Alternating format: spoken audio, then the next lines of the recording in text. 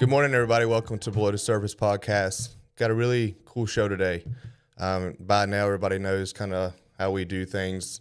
We don't talk about the highlight reels. We kind of go into the real stuff. You know, what life's about, what success about us. You know, the guests that we bring on, you know, it's people that I've met or know about that have kind of, you know, if you want to say anybody figures out life, I guess, I don't know, but in my opinion, they figure some things out, and they figured out some success in the arena that they're in.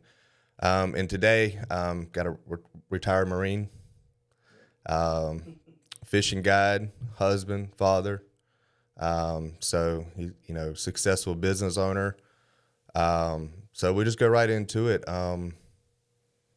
Got Brad Smith in here from Gunny B Outdoors. How are you? Good, man. Glad to be here. Yeah, man. Glad to be on. So, be fun. Yeah, it's exciting, man, and I appreciate you hopping on. I mean, you're somebody that I've followed since I got into fishing here a few years ago. So it's really cool to get you on here. We've had some conversations on the phone, on the docks, stuff like that. Pick your brain a little bit. So it's really cool to have you on. So I appreciate it. Yeah, and it should be fun, man. Always an unscripted thing, and yeah, you know, talk a lot about life and situations, and for sure, see where this whole thing goes. Yeah, man. How I like to get into it with everybody, man, is I like to just find out who you really are. Let everybody know who you really are, if they don't know. So just get right into it. Who were you before going into the Marines? Who was Brad? What did Brad like to do? Basically, any boy growing up in kind of Lexington-ish style, South Carolina. Mm-hmm. Played a lot of baseball, football, did a year of wrestling, had fun with that. Decided to try college and went down, left home, left the state, went down to Georgia to a little town in Tifton, Okay. and went to Abraham Baldwin Agricultural College with the intentions to become a game warden. There you go. That was one of my ambitions and what I wanted to do originally. Needless to say, college and away from home, man, hey, you learn to party a little bit. So partied a little too much, didn't care about my grades. About that time, that's when 9/11 happened as well. So we were still in college when 9/11 happened. Me and the buddies I had went all to the recruiter station like that morning or that next morning, really. And the recruiter was like, hey, hold on, guys. Like, you know, once you get through this semester first, and then, you know, Right. since it's already halfway through the semester. I was all right, well, so just kind of put that on the back burner.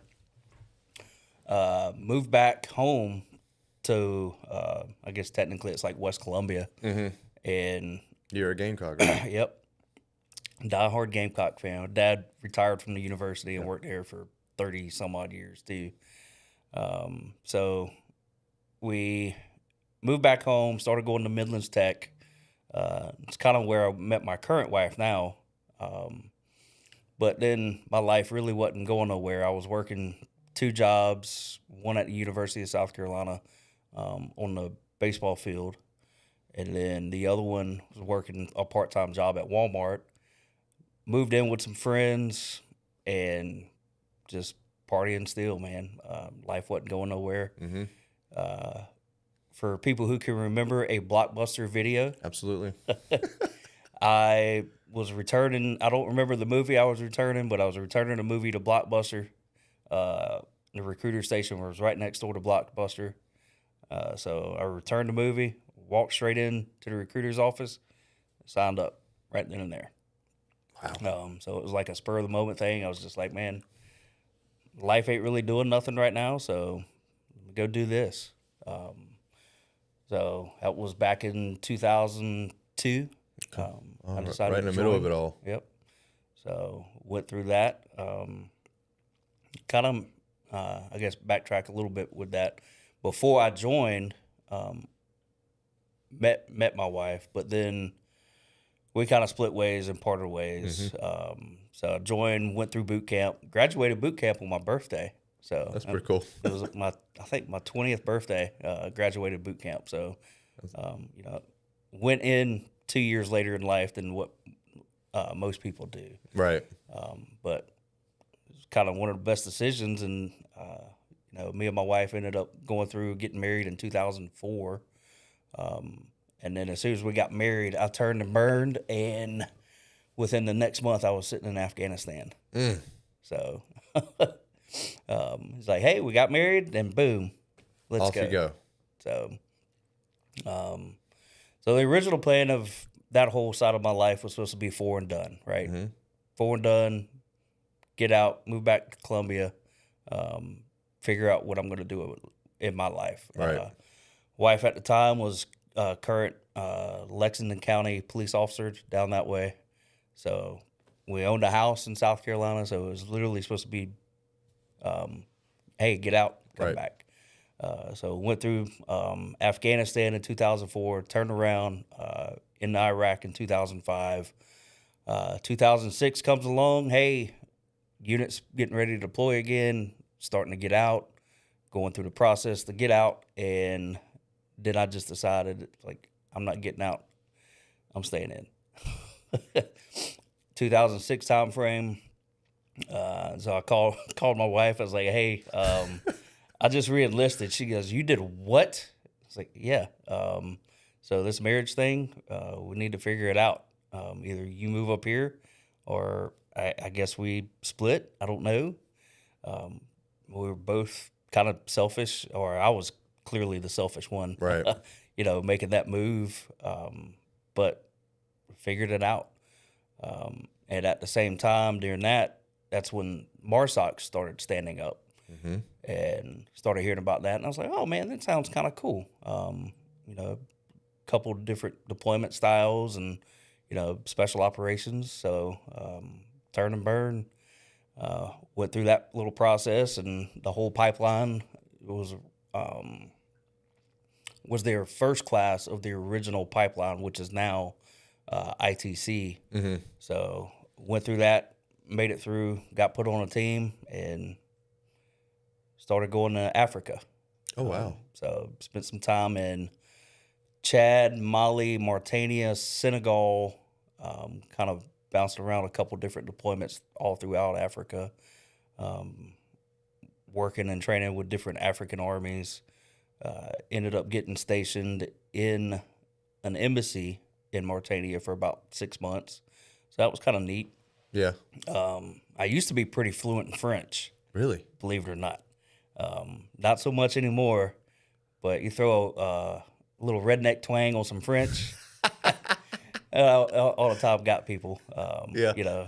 Little like, southern what? accent. Could never roll my R's really good anyway. Right. So, Hey, that's why I can't do Spanish. I can't roll. I can't roll anything. no, absolutely not. So, so I went through that whole process for a while, back and forth all over Africa. And I think that lasted to about 2010-ish. And then made a move got on another team, and then started going to the Philippines.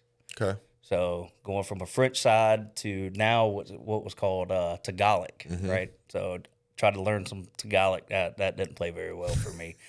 Thank God, like the Filipino people speak really good Right. English for the most part, especially the educated ones. Yeah. But that was always neat to see. Philippines was a pretty cool place to go to and hang out there. Then from that, I think it was, so that would have been 2011, 12-ish. Rolled in after that, got stuck up at the regiment job for my time away from my team for a couple years.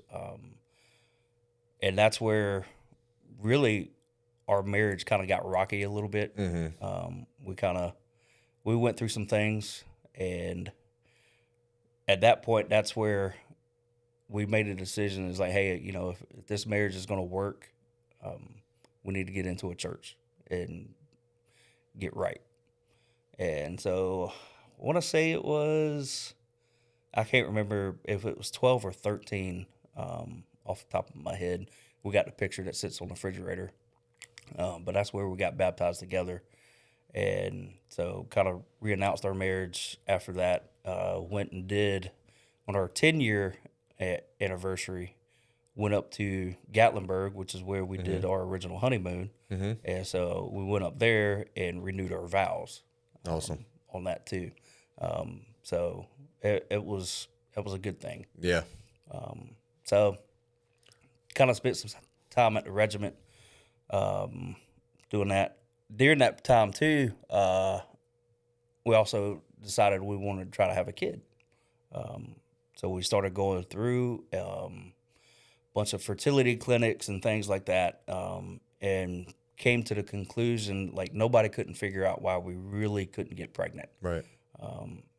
Come to find out now, we fall in a 10% category of people that have an undetermined fertility. Like there's just no rhyme or reason. Can't figure it out. Couldn't figure it out. So we tried a bunch of different things. We, from at-home pregnancies to IUIs, in doctors, so many injections, different pills, and all this stuff. So after a while, that just kind of takes its burn. Get tired of trying after so long. So we kind of gave up that route, especially once I left the regiment. Once I left the regiment, got back on a team, then it was kind of a rotation back again. So whatever it was, I think it was like 16. I think it would have been 2016, 16 or 15, back into Iraq. Okay. Did a deployment to Iraq on that one. Came back from that, switched over to another team, did a workup, went through dive school and all that stuff too, and then turned and burned back into Mosul, Iraq, for 6-7 months. Got back from that, kind of in the tour thing. Got stuck at the what's called now the training center. So that's where I spent my last 3 years. And I was like, all right, like as soon as I got here, it's like, when can I drop my Appendix J so I can retire? Like I'm done. I don't want to play this game no more. And during this time too, is trying to figure out what I was going to do when I retired. While I was still active, during that time, I was able to get my college degree. So I went in, got a bachelor's degree in criminal justice from Norwich University. And so I was like, well, like that was kind of one of my plans is like I was thought about becoming a game warden still. Yeah. So I was like, well, I could do that. And then we started talking to you. And I was like, man, like,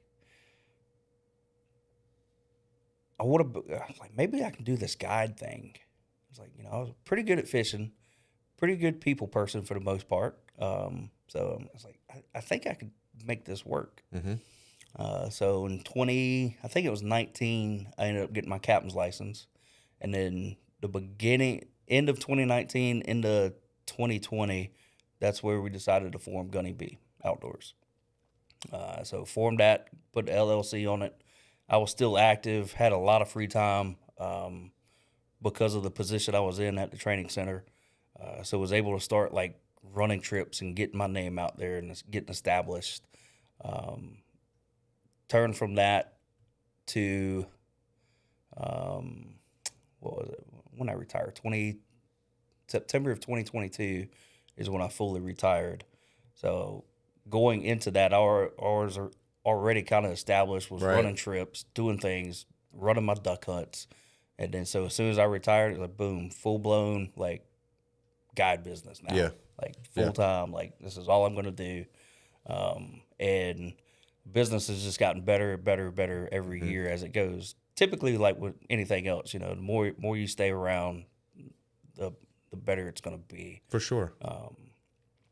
So, once we got out, we'll backtrack from that. So, from when I got at the the training center, that's where we decided to try in vitro.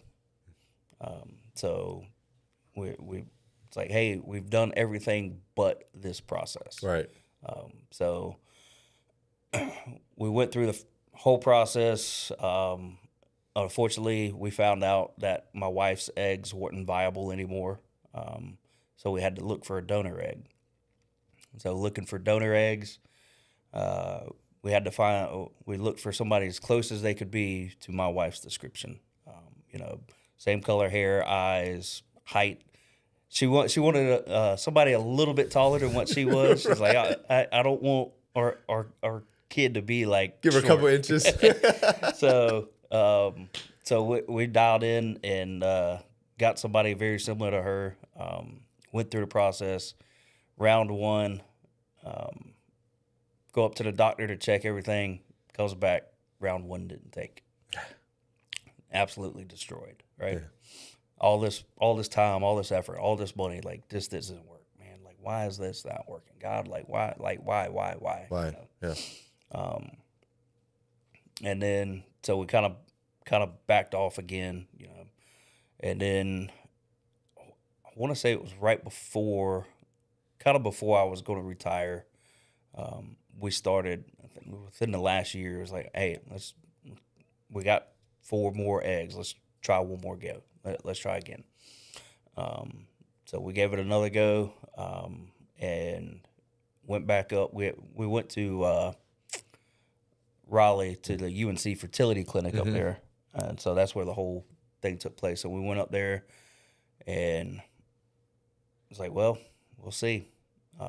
So we were on our way back. You know, phone call you'll never forget. The doctor calls like on our way back from Raleigh. And was like, hey, just want to ask, do you feel any different? And she's like, not really. She goes, well, you will because you're pregnant. Awesome. So that's where we found out where we now have Haley.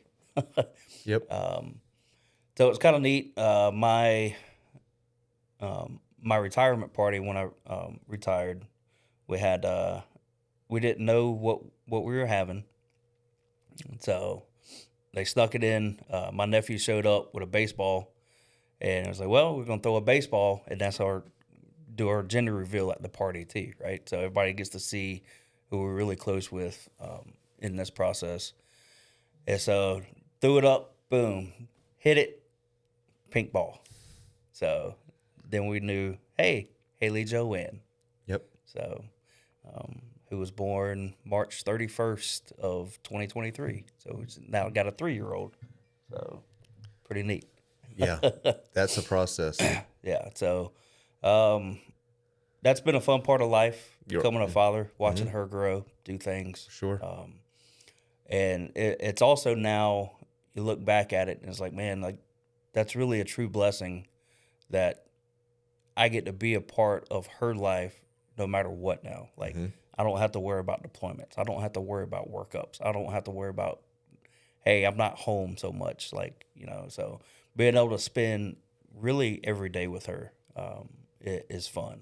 Yeah. You know, you work a balanced life of, you know, my wife's a police officer and charter captain. So back and forth of figuring those things out with her.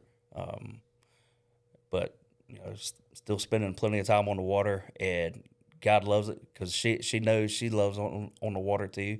She loves being on the boat. Took her to the beach.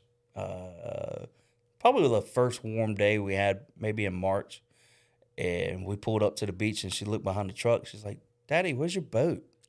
That's why my boat was getting some a paint lift or a facelift, so to say.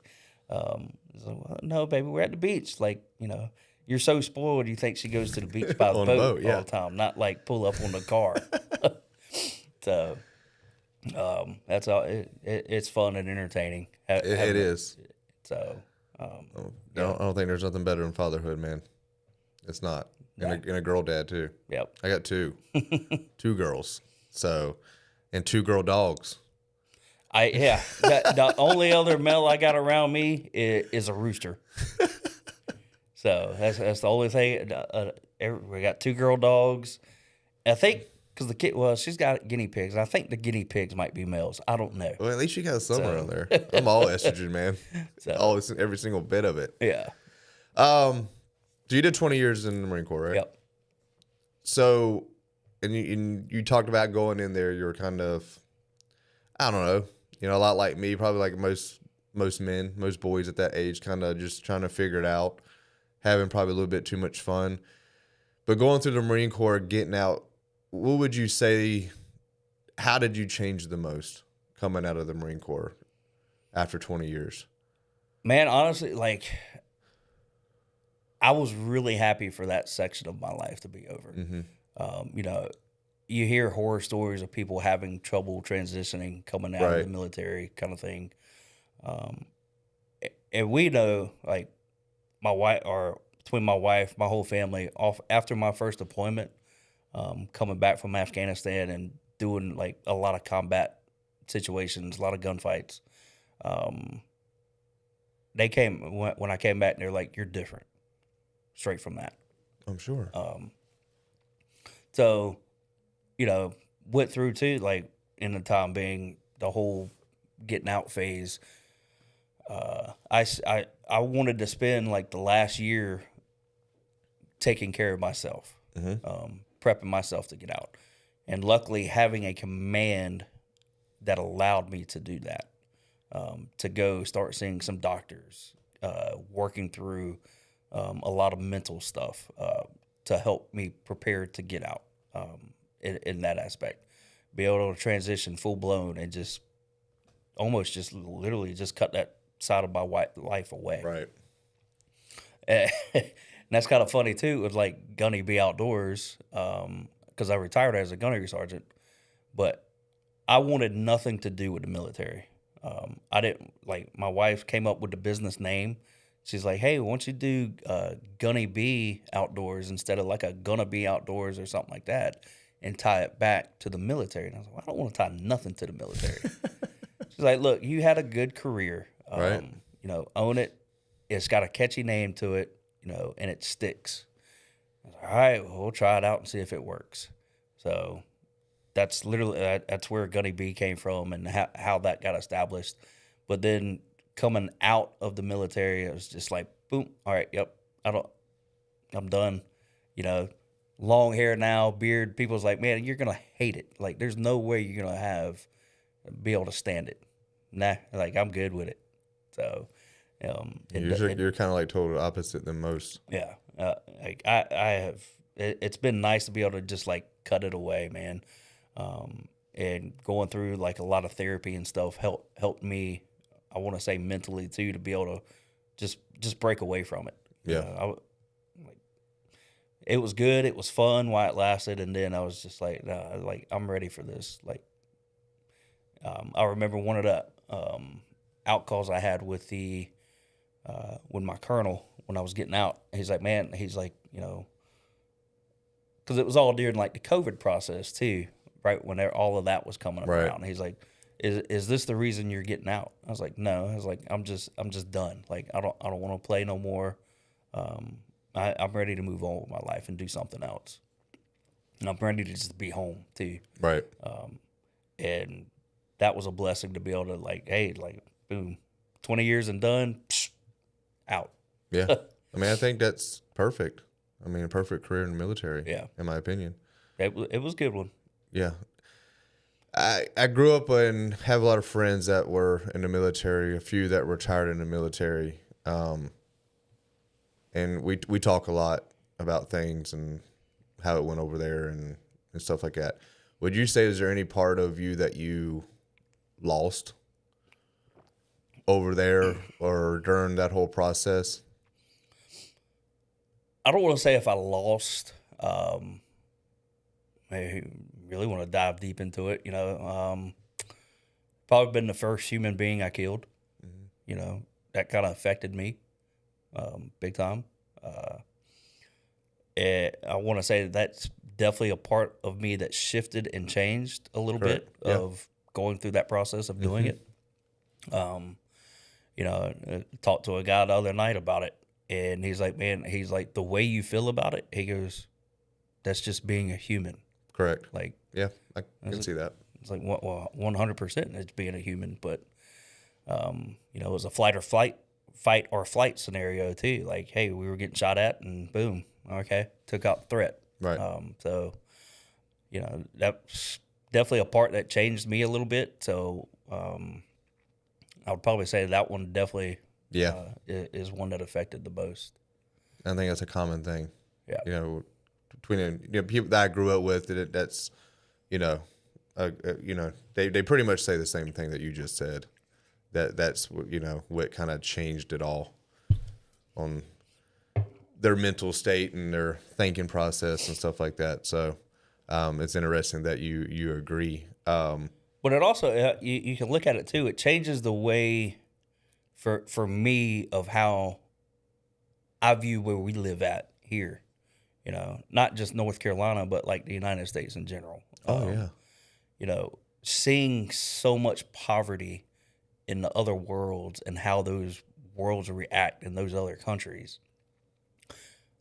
I remember coming back from Afghanistan and telling my sister and cousins and stuff, I was like, if I ever hear you kind of complain about like something bad, that how bad you have it here, like, no, you don't.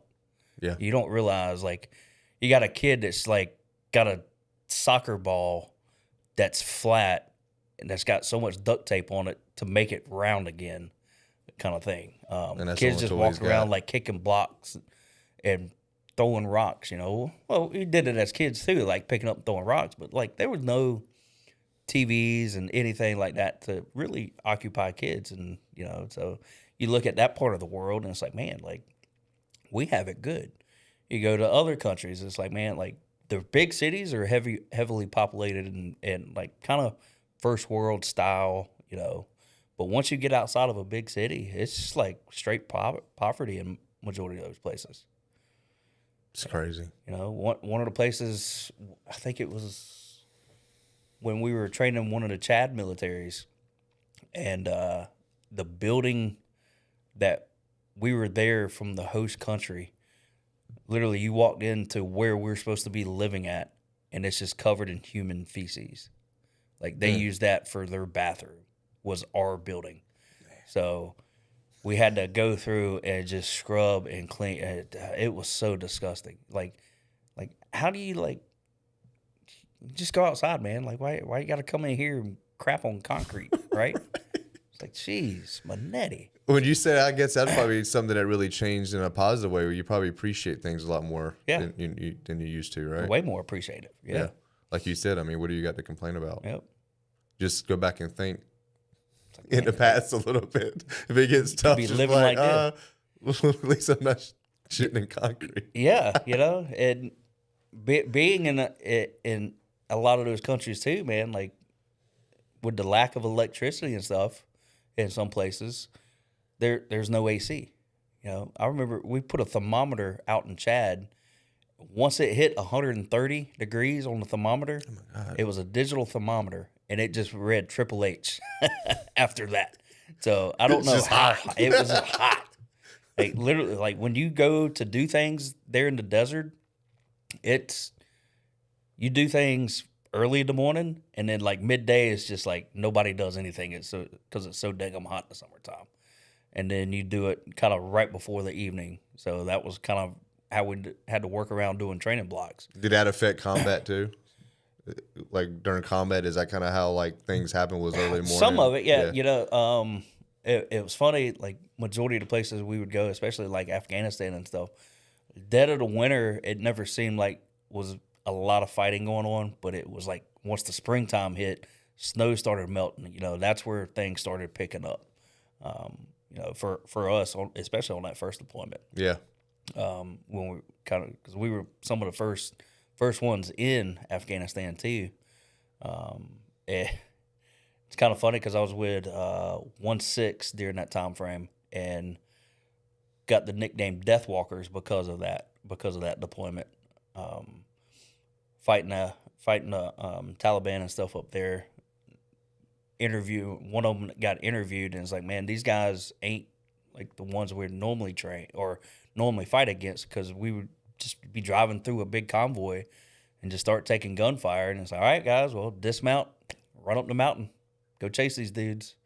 And it's like, man, like after so long, it's like, here we go again. Like next day, it's like, here we go again. Go up a mountain, get ambushed, go up a mountain. It was kind of repetitive for about a week or so straight of just the whole process over and over again. But that's where like 1-6 got their Death Walker thing from. Yeah. Was our deployment in 2004 to Afghanistan. That was kind of neat to have some of that history now. Oh, for sure. When you look back at it, it's like, Yeah. oh, it's kind of cool, but yeah. Well, that's what, like your wife said, just tie it back. I mean, you might want to forget about it, but it's a big part of you. Yep. And who you are today. If you want it or not want it, it's a big part of who you are. Yep. So, and you did a good thing. So why not? Which is funny too, is like, I was talking to a buddy the other day, and he's like, man, I think you're the only charter business where somebody refers to you still as a charter business. He's like, you got Captain Matt or Josh or somebody has a name, and it's like, nah, like Gunny B.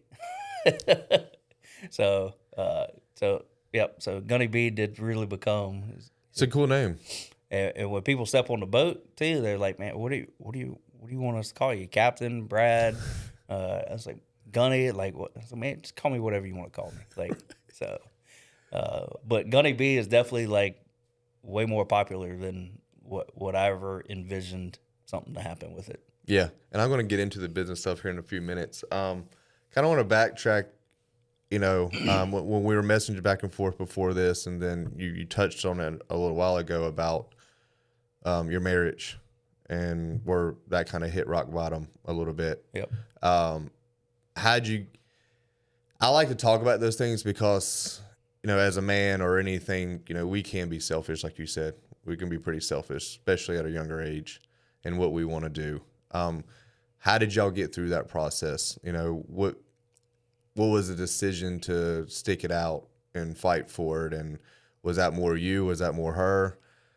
How did that go about? So that was, that would have been 2006. So she moved up here in 2007.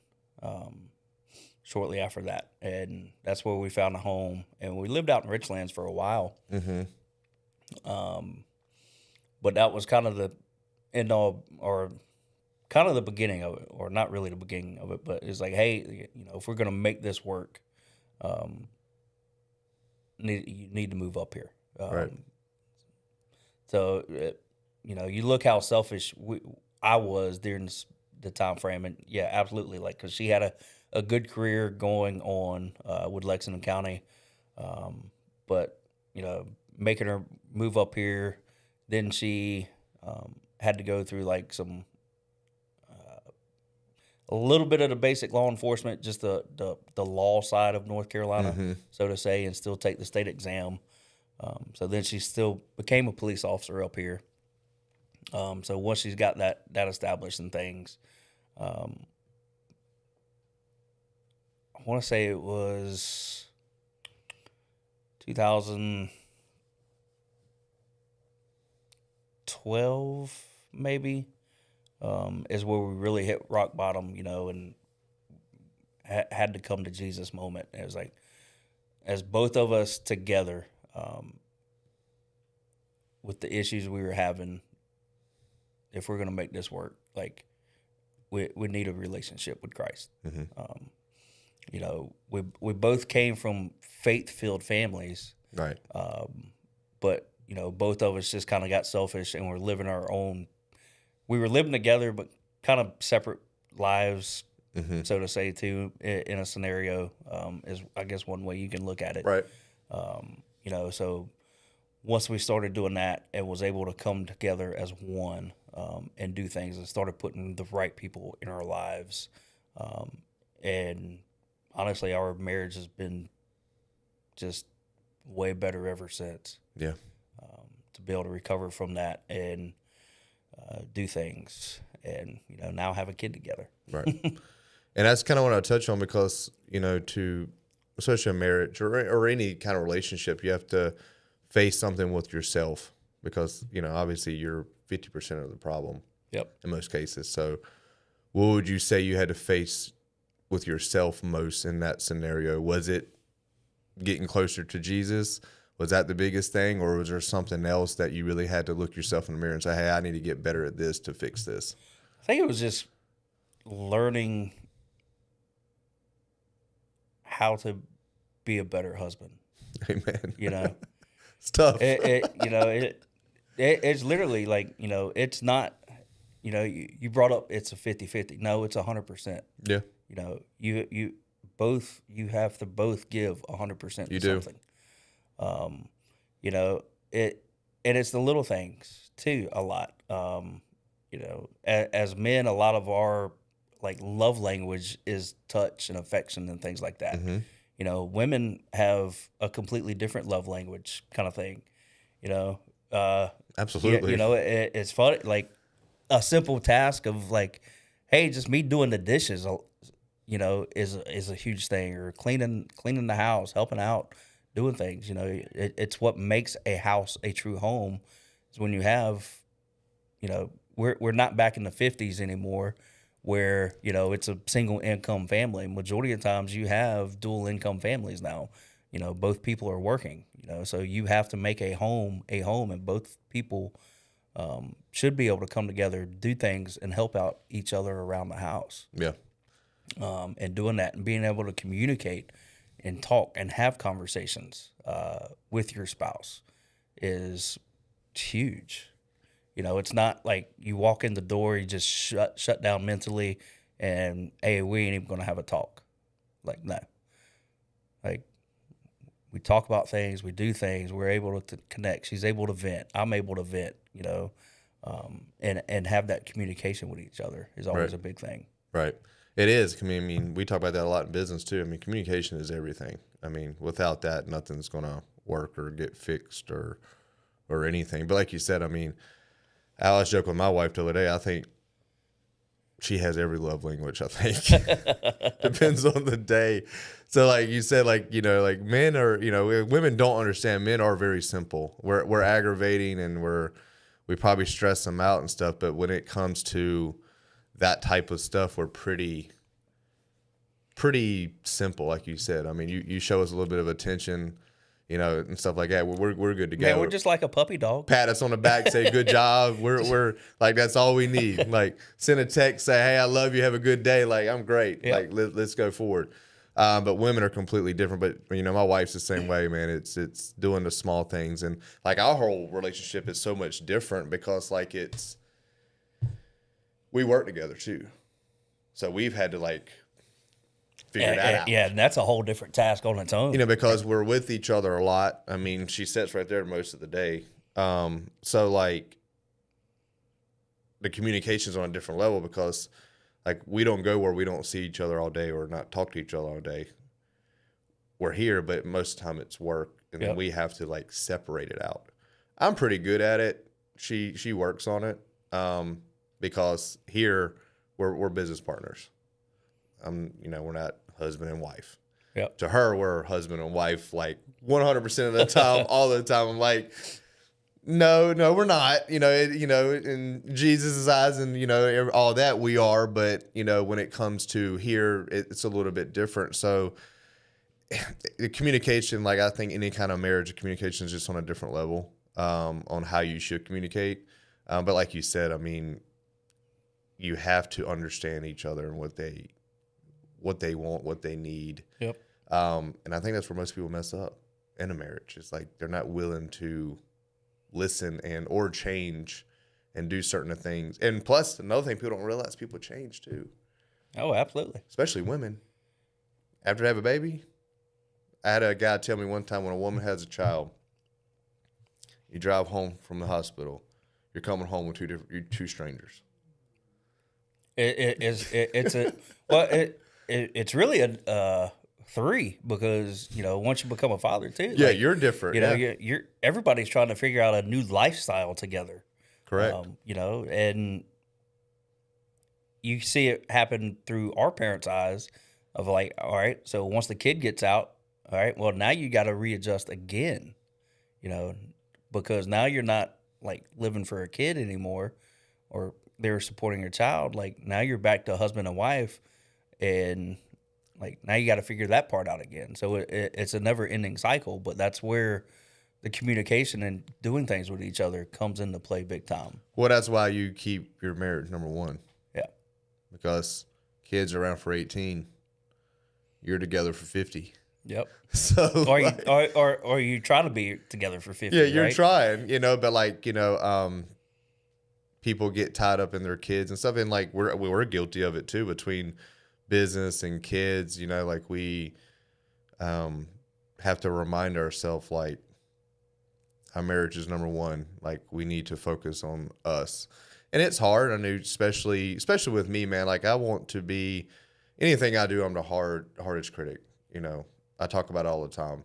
No matter what I do, I feel like I'm not doing the right thing because I should be doing over here. Mm-hmm. You know, so like, especially with fatherhood, you know, my dad wouldn't, you know, my dad worked a lot, didn't spend a whole lot of time with us. So I've always tried to do the total opposite.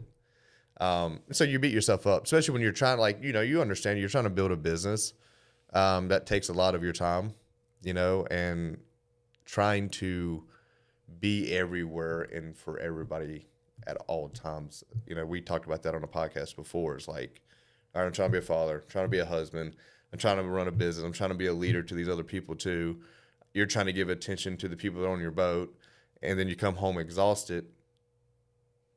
What do you do? Yep. You know, and that determines how the rest of your night goes, or, you know, or the next morning, because women don't forget.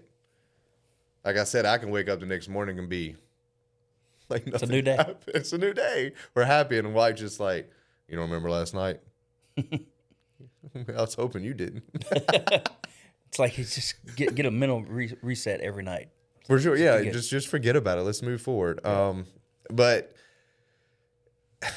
it's kind of interesting how you got into fishing. I didn't know that about you. That it was, you know, you started kind of while you were still in the military, and you had like that 2 years.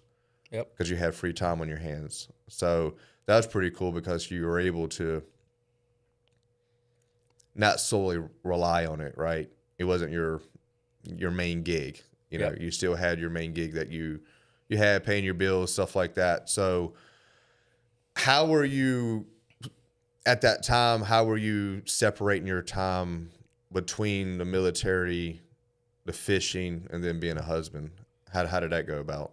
Well, I mean, like fishing and hunting side of it, like I grew up doing hunting and fishing anyway. Mm-hmm.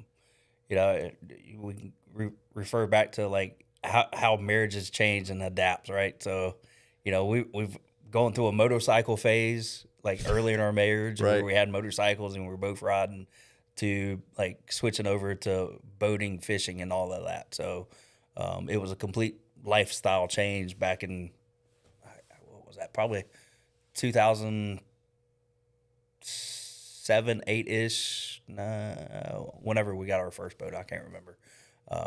You know, but we did some pond fishing together, and things. But being able to cycle at the end of the career, you know, didn't have Haley at the time, so you know,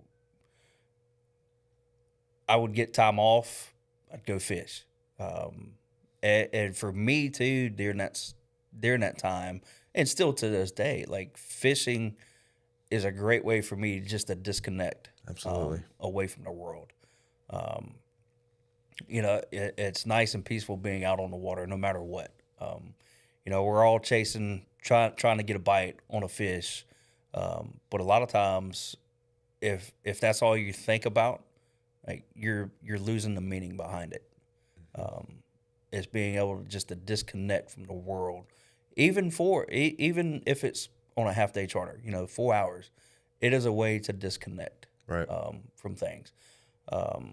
And you can tie that back to one of the organizations I help out, called Spirit.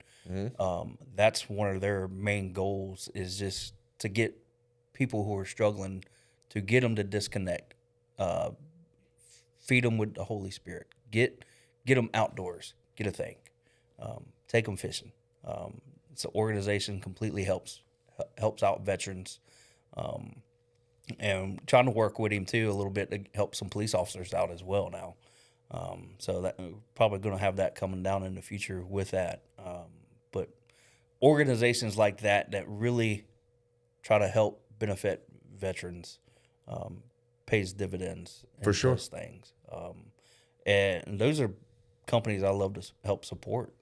Because you have the Wounded Warrior one too, right? No, not the Wounded Warrior. What's it called? One that does the bull drum. That's I think that's disabled veterans. Disabled veterans. Yeah. And I think they do more than just veterans too. I think it's, if you're active, they'll take you out. I think. Yeah. So, There's a lot of great organizations out there. There is. Just trying to give back and get a way to disconnect. well, it saved me. So It saved me. I mean, because I was, we were, I think, 6 years in the business, and that's all I did. All I did before that was work too. But when we opened up the business, that's my mentality. I'm 100, whatever I do. Like it's a good habit when it comes to business because it can make you successful. But when it comes to relationships, it's not a good habit because I zero in. Yep. So my wife came to me and said, she's like, and I moved to New Bern. I've been to New Bern 13 years. At the time, I think I was here 6 or so. Grew up outside of Raleigh, stuff like that. So I pond fish and stuff like that, but I never really got into it big. But she was like, you need to find something to do. And I was like, there's nothing to do around here. Like, what do you want me to do? So she kept pushing, and she's like, well, I have this big largemouth bass mounted, and I caught it out of a pond. And she looked at that one day, and she's like, you used to like to fish, right? I'm like, yeah, I fished a lot as a kid, pond, stuff like that. She's like, well, get into fishing. And anything I do, I go 100. I didn't just go buy a fishing pole and start fishing banks. I went and bought a boat. But it saved me, man. Just like you said, and I think because me going out, I didn't know a thing about anything. Only thing I knew about was how to catch a largemouth in a lake or a pond. That's all I knew. Mm-hmm. So I had to learn it all the hard way, most people, just figuring it out, talking to people. But I got just being out on the water, I craved that, like you said, as a disconnect of the chaos, because it's the only place I can go to literally not worry about anything. I don't know what it is, what makes that happen, but I can go on vacation to the beach or something, and I still have a hard time disconnecting. But for some reason, when I go out there, I turn the phone off, I put it in the console of the boat, and I don't worry about a thing. Yep. It's weird. I don't know. And so I preach that to people all the time, and just, you need to get out there. I posted that picture last night just so the sunset and stuff. People just don't get what that does to you, man. Just, especially what's going on in the world, man. What you hear all the time and all the negative crap that you hear. You go out there, it's still God's world, man. Yeah. It's His world, and it's peace. It's peace, and that's how it's meant to be. And I think we just, most people don't live that life enough. Yeah, I get the question all the time too, because both running fishing and duck hunting trips, people ask which one do you enjoy more of them both? I was like, well, honestly, they each have different seasons. Mm-hmm. So I really enjoy the duck hunting side of things. I really enjoy the fishing side of things. But on the duck hunting, to me, duck hunting can definitely get a little more personable, especially with clients and things that way. Because you get to watch the sunrise with guys. You get to talk. You get a disconnect that way. Come on the boat too. You get a hot breakfast with me. Yeah, I was gonna get into that. So, what you're famous for? Yeah. So that's a great way. Seeing that for some reason for me, the sunrises in the wintertime, especially if you get a little bit of cloud, man. Absolutely. You can't beat those sunrises. No. And it's just man. And how many people miss that, especially in the winter? Yeah. They're not going out there. No, it gets cold and people no, I ain't going outside. Heck no. No, I love it. I'm not a big fan of the cold, but once I get over that first hour of your hands, and it's beautiful, man. It's peaceful. I don't know. It's just pure. Yeah. And same thing, if you're out fishing and you get the sunset while you're out fishing, that's one of the best things I love, especially in downtown Swansboro.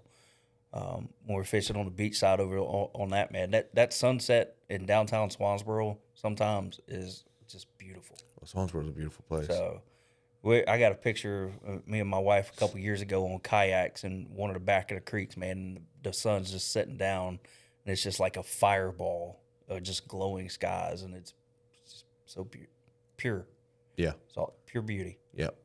I want to backtrack a little bit because we talked about the struggles of your marriage and stuff like that, and then the struggles of getting pregnant. How did all that go? And I know you said your struggles with the marriage led you to the Lord, right? Yep. And it's kind of crazy how the Lord works, preparing you for what's coming, right? You know, with your, having issues getting pregnant and stuff like that, the letdowns and stuff. So how important was that, being in the church and being close to Jesus at that moment? How did that help you get through that? And then coming from struggles of a marriage and then dealing with that, especially the emotions that it causes on a woman, how did that go through your marriage? Did you backtrack a little bit, or did you guys kind of come together and move forward through it? We came together and just kind of kept moving forward with it. Yes, it was a lot of heartbreak, a lot of talk of like, why can't we do this? Right. Like, why? And you look back, yeah, it's all in His time. We don't know, we don't understand the timing. And it's honestly really not for us, To I understand. guess, to understand and gather it. You just have to put the trust and have the faith. That's where faith comes in play. It's like people all the time. It's like, oh man, how can you believe in something you don't see and do things? Well, like, you relate it to weather, man. Like, you don't see the wind either, do you? But you feel it. Like, you can feel the faith. You can feel presence of the Holy Spirit. Yep. And it was a lot of us just coming together, talking with it, and just being able there to be able to support each other throughout the whole process. But now it's totally worth it because you got a beautiful little girl. Absolutely. You forgot all about it. And she's right now, she's still straight mama's girl. Yeah. Like, if mama's around, can't nobody else do anything with her. Both are mine are the same. So, but if, like, she's on night shift right now, so with her being on night shift, and I get Haley during the daylight or daylight nighttime, like, she attaches to me a little bit, makes me feel good. Daddy, do this. It's crazy how different they are, right? Yep. It's crazy. Like my wife don't understand. I'll explain it to them. I'm like, even how they behave a little bit, like, it's just totally different. Like, because I don't know, man. I think women beat themselves up a lot with that. But if you read books about it, like, a kid acts out, it's because they feel safe. It's them releasing that energy, especially if they're in school and stuff, they have to hold that stuff in all day.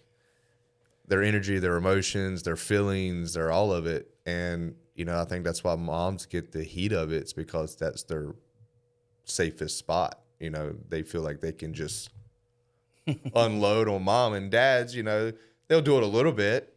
But I mean, one-on-one time with my daughters is, I don't get to do it as much as I want to, but it is,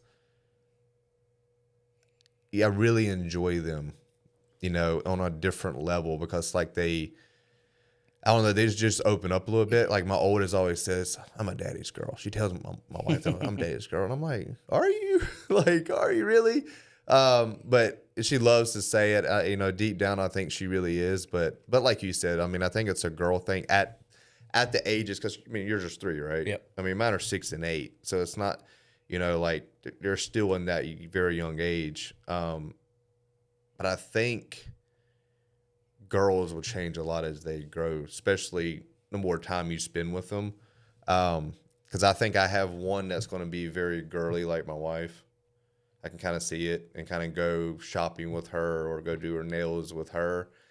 And then I got, like, both of them like to do that now. But I got one that I can kind of see that's, because she's already saying, when you going fishing? Mm-hmm. Can I go fishing with you? So I'm hoping I got one of them that wants to tie. It's like, you watch some of these, what's it called? The guy that, Michael, that fishes with his son. You watch that YouTube series yet? I'll have to share it to you. It's awesome. Like, he just spends all his time, like, he goes on all these charter trips with his son. I actually got him coming on the podcast in a couple months. Nice. But it's on Waypoint TV now. And he just takes his son everywhere, like, you know, to the Key West to go catch stuff, or go on a duck hunt, or he just hires local guys, or goes anywhere and does all kinds of crazy stuff with his kids, and they videotape it and put it on TV. Like, it's the coolest thing in the world to see, you know, one thing, able to have that kind of quality time with your child, and to get him to love what you love. It's just cool to watch. But kids change your life in a way that I don't think anybody understands. So I think she's like, because the other day we went out for a sunset cruise in downtown Swansboro for a little bit, and so we were there, and also I have Haley a custom rod that was built. Yeah. You know, it didn't come from Ben at Core Sound. Sorry, buddy. Sorry, Ben. This one was a Bull Bay. It's kind of before I really got met Ben too. But I had my rep at Bull Bay build me a custom bull pup rod, and make it like pink and purple, and put Haley's name on it. So she has her little rod. So the other day we were on the water, and I started teaching her how to use it. You know, so it was funny, you know, watching her try to learn and process, and she really enjoyed it. And we were sitting there trying to jig up some gray trout, and all of a sudden she grabs my rod from me. She's like, "Here, Daddy, let me show you how to do it." Oh, yeah. You know, That's so awesome. she grabs the rod, and she's just jerking and reeling at the same time. So I think she's definitely going to be one that takes it over.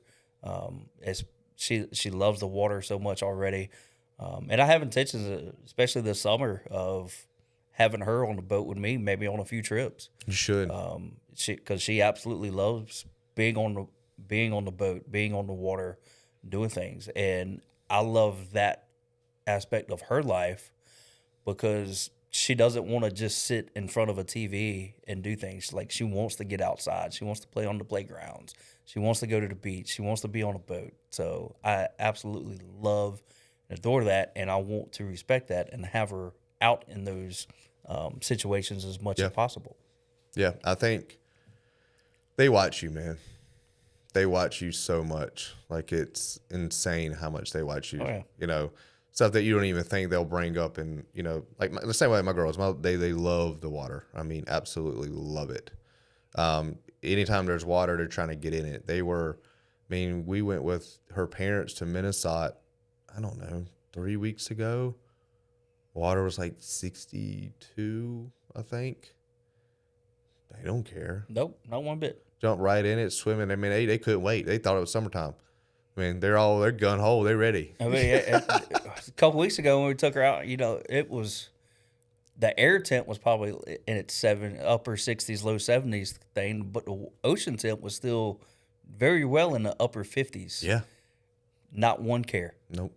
She was out there like jumping in the water, doing things.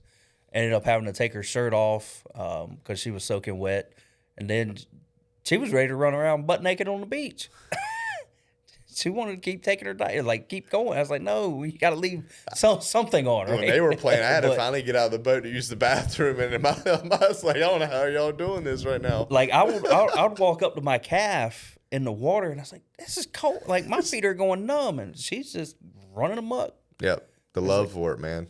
So let her go. Yeah, for sure. Talk about business-wise, because when I look at you, you know, compared to all the other captains around, which we know a lot of them. We talk to a lot of them, and I always bring you up because when it comes to on a business side of things, I think, and you'll probably disagree because you're probably like me when you're gonna be like, I haven't figured nothing out, but I think looking from the outside, you've kind of figured out really the business side of being a charter captain, because if you look around, everybody else is like just the level that you're on, the amount of trips that you're putting on, the advertisement that you're doing, stuff like that. Like, I think you've really figured it out. How did that come about? Was that like a slow process of you trying to figure it out? Did you really want it to grow into what it is today? And because I see what you're trying to do, like you're doing all this stuff, and I can kind of see what your big picture is. Was that always the goal, or is it something that you kind of just slowly grew into? Man, it's something we definitely grew into. When we first talked about doing it, it was, hey, as long as you don't lose money doing this, we're good with it. Right. So that's kind of the way it started, right? As long as you don't lose, stay in the black, right? That's Right. what you want to do. So, any business when you first start out, you're going to have a lot of losses, right? So being able to watch it grow, and I got an Excel spreadsheet that I've built at the house that tracks all my trips and how much money and everything comes in, comes out of it. So that's kind of where I started. So watching it grow on that from the beginning of, hey, maybe struggling first couple years. Hey, I'm only 50-ish trips right now. I was like, ugh, not liking this. To now, I think last year I was right around 158. So there's still plenty of room for growth, but seeing it grow from that to what it is now, Absolutely. and to be able to have some really good business connections in some parts of the industry. Before this, we were talking about the whole chili water thing. Yeah. So that's a great connection I have. Company here in New Bern on James City side, which is now Decoy Apparel Company, having a connection with them for stuff.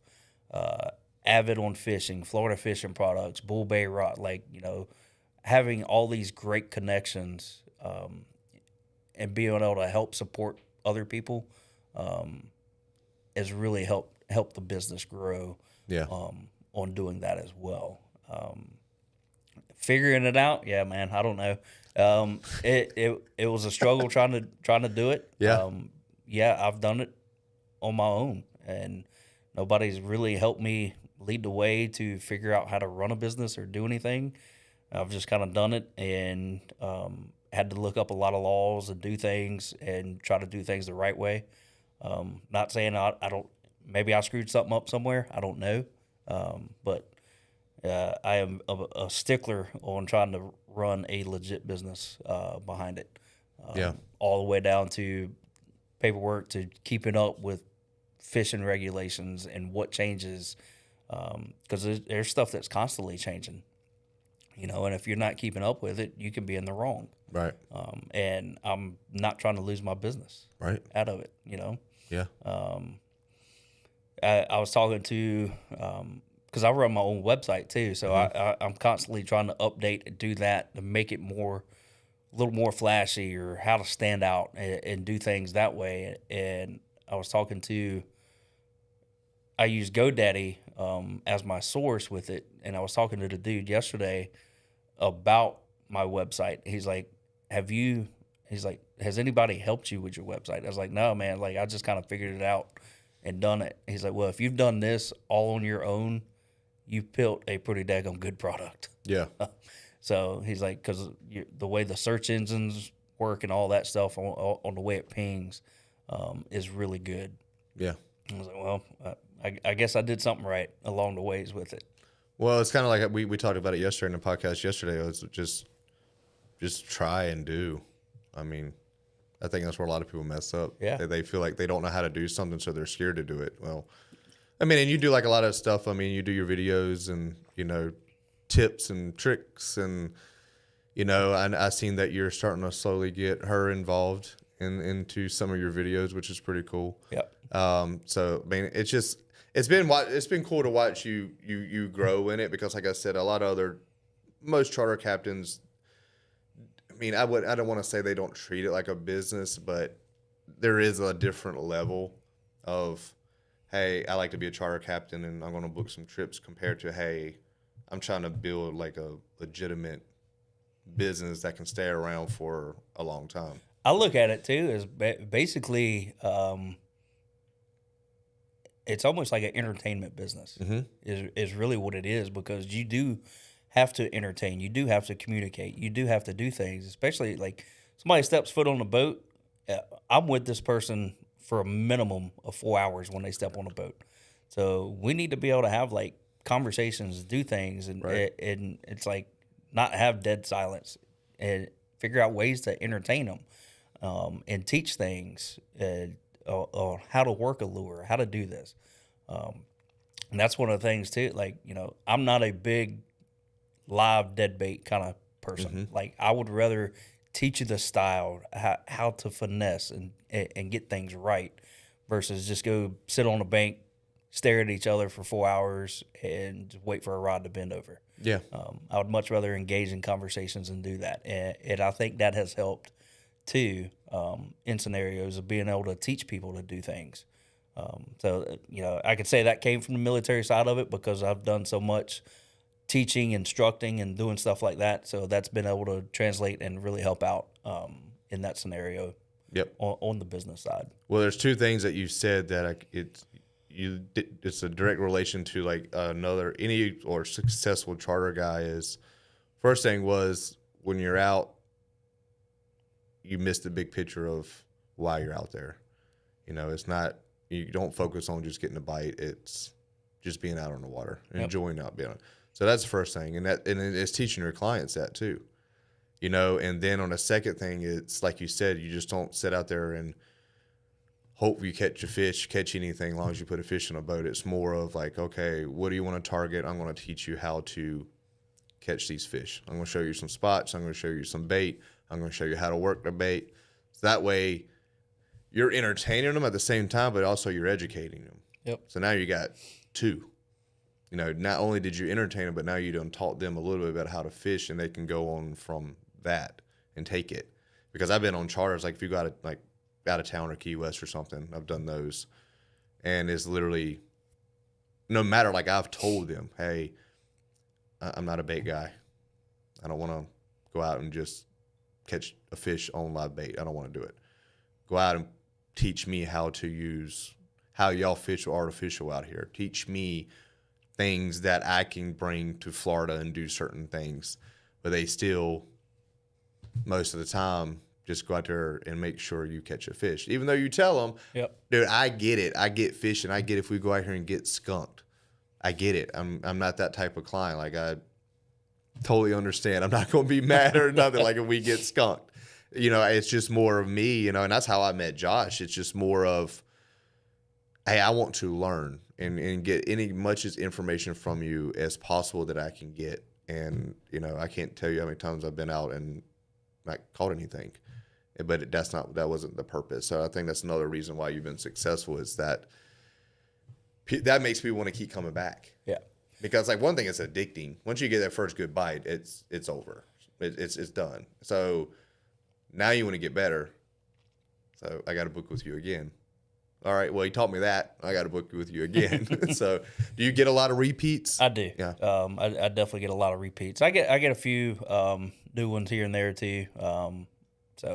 But it's definitely a more established clientele. Yeah.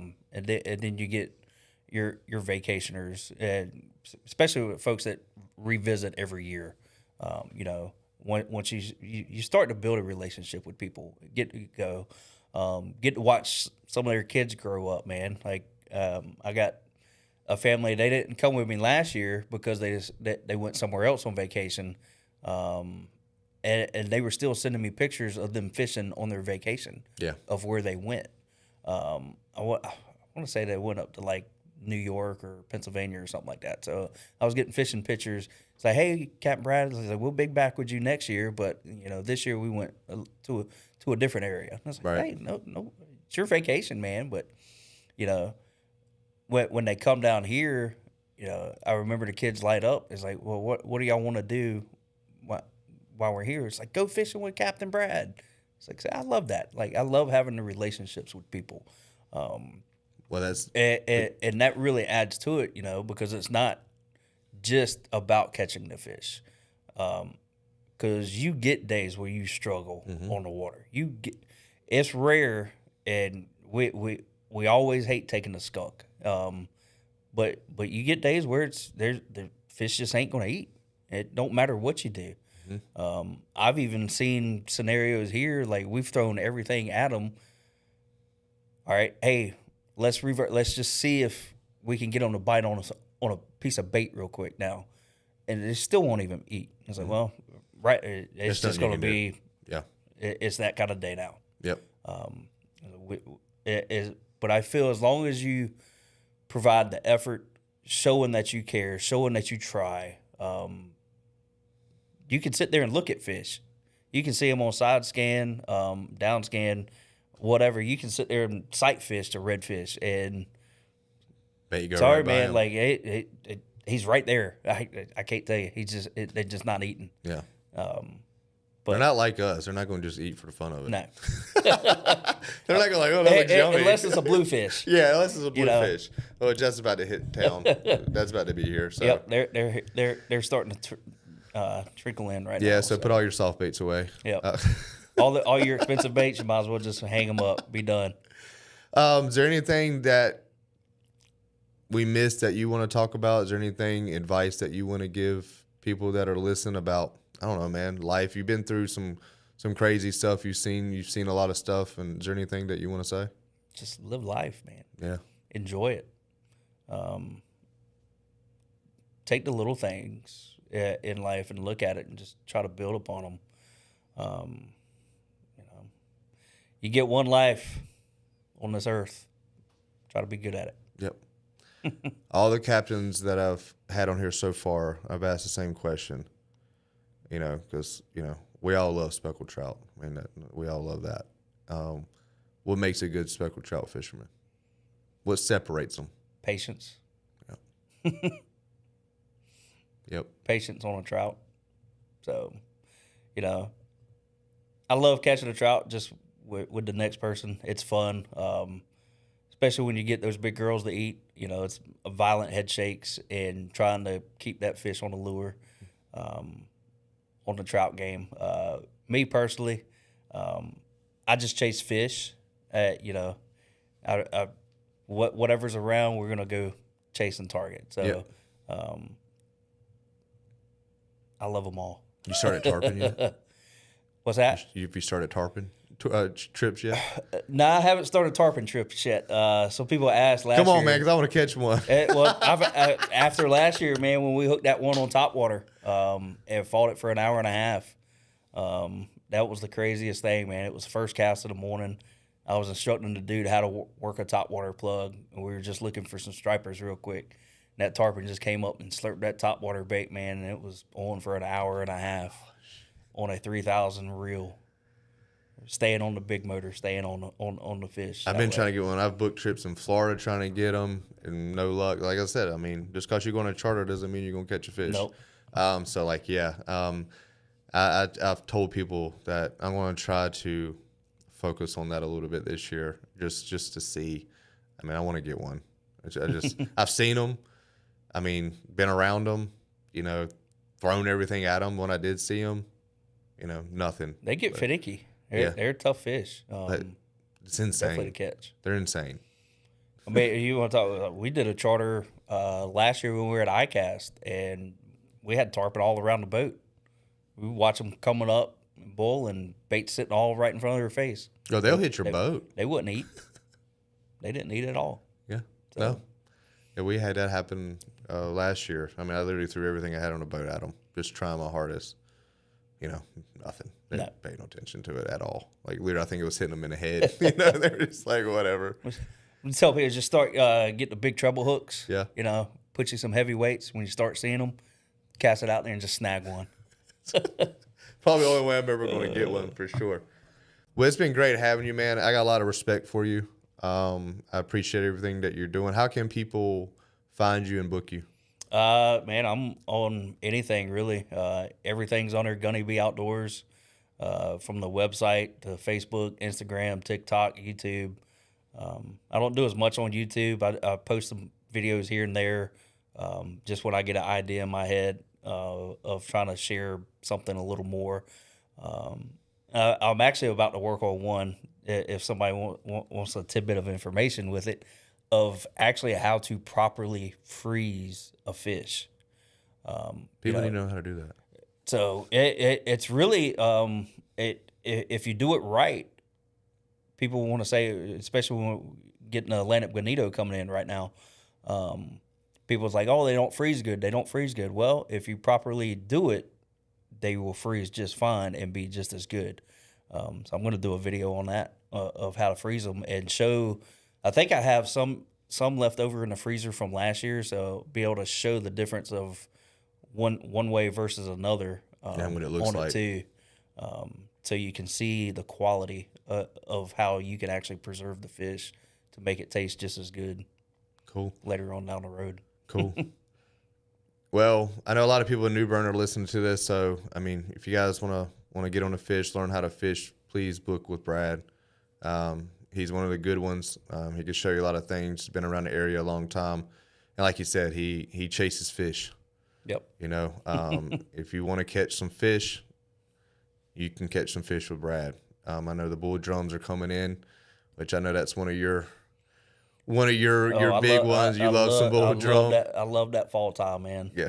Fall's fun. Yeah, so a lot of cool things coming up with him. So please get with him, book with him. But I appreciate having you, man. Yeah, appreciate you having me on. You know, and we need to get out on the water soon for sure.